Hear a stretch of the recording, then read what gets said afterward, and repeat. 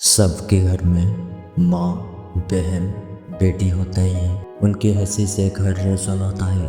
उनकी मुस्कान में ही एक परिवार की दुनिया बसती है। लेकिन जरा इमेजिन करो, अगर एक दिन कोई घिनौना इंसान आके उनकी इज्जत को छीन ले तो वो घर एक काले अंधेरे में डूब जाता है। औरत का दर्द सिर्फ उसका नहीं बल्कि उस परिवार, उस समाज और पूरे देश का दर्द बन जाता है। रेप सिर्फ एक शारीरिक जुर्म नहीं है, ये इंसानियत पर सबसे बड़ा कलंक है। क्या होता है लड़कों की सोच में जो रेप जैसी घिनौना हरकत करते हैं? उन्हें लगता है औरत एक चीज है और मर्द होने का मतलब जो चाहे वो करना, और कॉन्सेंट का मतलब हमेशा लड़की की मर्जी होती है।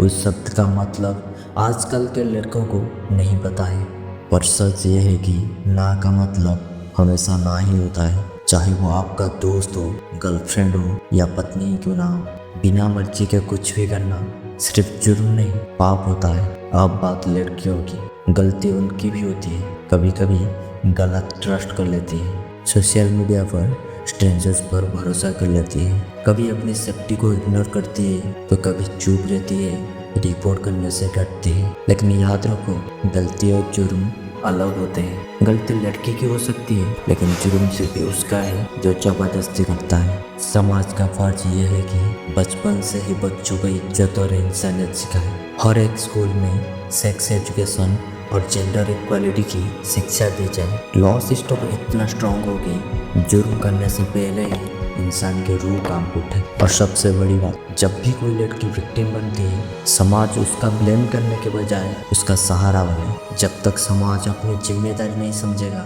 तब तक असली बदलाव मुश्किल है। सोचो, कल जब आपकी बेटी या बहन रात को निकलती है और आपको डर ना लगे बल्कि गर्व हो कि समाज सुरक्षित है, वही दिन होगा असली आज़ादी के दिन। और वो दिन तभी आएगा जब हम सब मिलकर अपनी सोच बदलेंगे। तो आज एक वादा करो, ना हम कभी गलत करेंगे, ना गलत को बर्दाश्त करेंगे। हर माँ, बहन, बेटी की इज्जत को अपनी इज्जत समझ के करेंगे, क्योंकि असली मर्दांगी हवस में नहीं, इज्जत देने में है।